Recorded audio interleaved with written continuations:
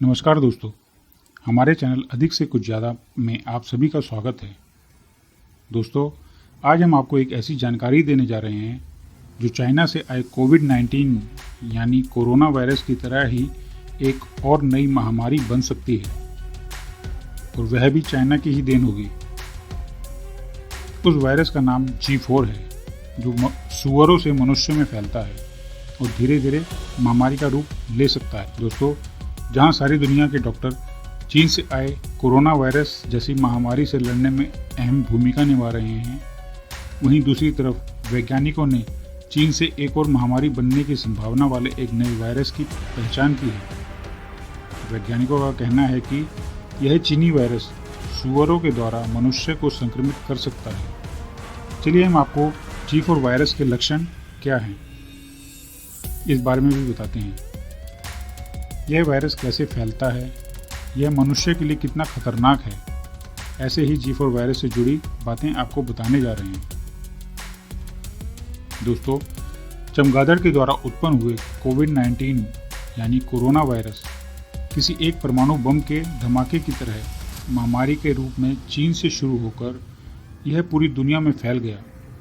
पूरी मानव जाति ही इसकी चपेट में आ गई और अब चीन से ही सूअरों द्वारा G4 वायरस उत्पन्न होने की संभावना बढ़ती ही जा रही है, जो महामारी का रूप ले सकती है। G4 virus H1N1 swine flu का जेनेटिक रूप है। यह 2009 में चाइना में स्वाइन फ्लू महामारी का कारण बना। शोधकर्ता इस बात से चिंतित हैं कि यह आगे म्यूटेट हो सकता है और फिर यह एक व्यक्ति से दूसरे व्यक्ति तक आसानी से फैल सकता है और इस नए वायरस का प्रकोप फिर से मनुष्य जाति को झेलना पड़ सकता है। पर दोस्तों, फिलहाल तो यह तुरंत आने वाली समस्या नहीं है। इस वायरस के बारे में वैज्ञानिकों ने proceedings of the national academy of sciences की एक पत्रिका में पूरी डिटेल में बताया है। सूअरों में वायरस को नियंत्रित करने के उपाय और सूअर उद्योग के मजदूरों के स्वास्थ्य की निगरानी पर जल्दी ही ध्यान कैसे दिया जाना चाहिए। चीनी रिसर्च के अनुसार सूअर के अंदर एक नए प्रकार के वायरस की खोज की गई है जो मनुष्य को संक्रमित कर सकता है और यह एक महामारी पैदा करने में सक्षम है। शोधकर्ताओं का कहना है कि यह बीमारी G4 वायरस के कारण होती है, जो जेनेटिक रूप से H1N1 स्वाइन फ्लू से होता है। सीधे शब्दों में कहें तो यह स्वाइन फ्लू स्ट्रेन में वायरस के समान ही जीन होते हैं जो 2009 के फ्लू महामारी का कारण बना था। अब सोचने वाली बात यह है कि क्या बाकी दुनिया को पहले से ही तैयार हो जाना चाहिए? हमें यहाँ उन सभी G4 वायरस के बारे में जानना होगा जो 2016 से सूअरों के बीच प्रमुख रहे हैं। चलिए जानते हैं G4 वायरस को कैसे खोजा गया। चीन के 10 प्रांतों में 2011 से 2018 के बीच सूअरों में इन्फ्लुएंजा वायरस के अध्ययन पर काम करने वाले वैज्ञानिकों ने मारे गए सूअरों से 29,000 से अधिक नाक के स्वैब निकाले। उन्होंने सूअरों के फेफड़ों को भी एकत्रित किया जो सांस रोग के लक्षण को प्रदर्शित करते थे। शोध के माध्यम से शोधकर्ताओं ने 179 स्वाइन फ्लू वायरस के नमूनों से अलग किया, जिनमें से अधिकांश G4 स्ट्रेन के थे। दोस्तों, अब सुनिए, हमें इससे क्यों चिंतित होना चाहिए। जब भी वैज्ञानिक मानव के संपर्क में आने वाले जानवरों के वायरस का अध्ययन करते हैं तो वह जानते हैं कि क्या विशेष वायरस जानवरों से मानव तक पहुंचने में सक्षम है। क्या वायरस में मानव टिश्यू में फैलने के लिए रिसेप्टर्स हैं। वैज्ञानिकों का कहना है कि G4 वायरस में मानव रिसेप्टर्स को बांधने की क्षमता होती है, जैसे कि SARS-CoV-2 वायरस इंसानों में ACE2 रिसेप्टर्स को जोड़ता है। इस अनिवार्य क्षमता ने मानव कोशिकाओं में कॉपी करने के लिए कोविड-19 वायरस को सक्षम किया। G4 वायरस पहले ही दिखा चुका है कि यह फेरेट्स को संक्रमित करने में सक्षम है और FER4 में G4 एरोसोल ट्रांसमिशन पहले से ही एक सच्चाई है। फेरेट्स का प्रयोग से G4 में गंभीर लक्षण दिखाई दिए।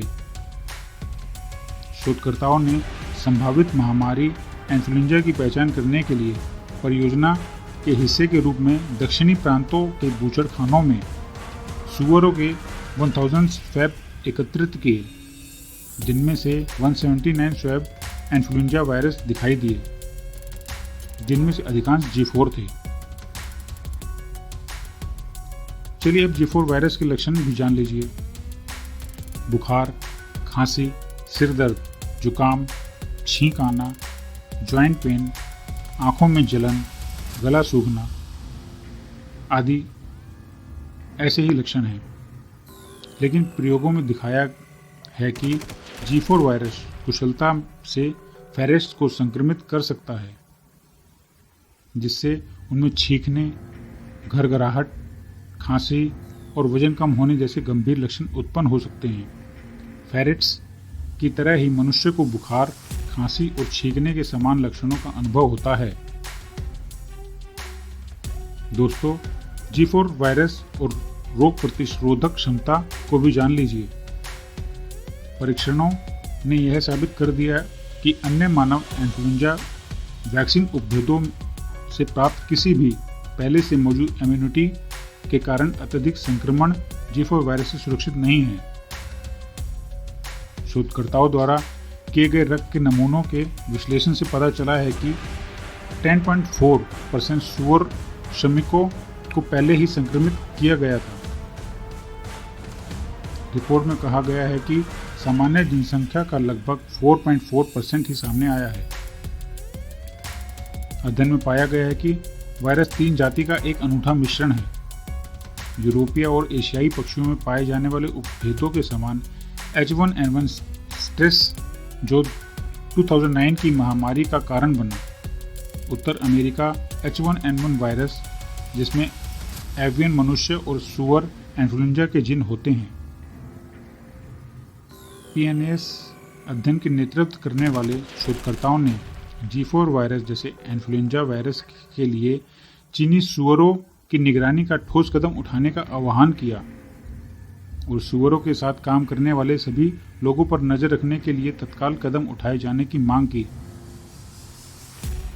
अगर उनकी इस मांग पर ध्यान रखकर ठोस कदम उठाए गए तो शायद यह वायरस महामारी ना बन पाए, पर आगे क्या होता है यह तो समय ही बताएगा। तो दोस्तों, यह थी चीन से आने वाले एक और वायरस G4 के बारे में कुछ महत्वपूर्ण तथ्य। वैसे तो वायरस कोई भी अच्छा नहीं है और खासतौर पर महामारी बनकर जो वायरस आता है वह जानलेवा ही होता है। उससे सावधान रहने की सभी को ज़रूरत होती है और सावधान तभी रहा जा सकता है जब हम उसके बारे में कुछ जानते हों। कोविड-19 के बारे में लोगों को इतनी अच्छी तरह कुछ पता नहीं था और हम सब उसके लिए तैयार भी नहीं थे, जिस कारण लाखों लोगों ने जान से हाथ धोए। ऐसे ही यह वायरस मानव के लिए काल साबित ना हो, इसलिए हर छोटी बड़ी चीज पर नज़र रखनी भी जरूरी होती है, जो आगे चलकर महामारी ना बन जाए। हमने यह जानकारी आप तक पहुंचाना इसलिए जरूरी समझा कि आप इसके बारे में जान लें। दोस्तों, फिलहाल तो इससे डरने की कोई ज़रूरत नहीं है, पर सावधान रहने में ही समझदारी है। तो दोस्तों, यह थी एक और नए वायरस G4 की जानकारी, जो आगे चलकर महामारी का रूप ले सकती है। आपको यह जानकारी कैसी लगी? अगर आपको यह वीडियो पसंद आई हो तो एक लाइक ज़रूर कीजिए और नीचे लाल बटन दबाकर हमारे चैनल को सब्सक्राइब भी कर दीजिए, ताकि समय समय पर हम आपको अधिक से कुछ ज़्यादा जानकारियाँ ऐसे ही देते रहें। धन्यवाद।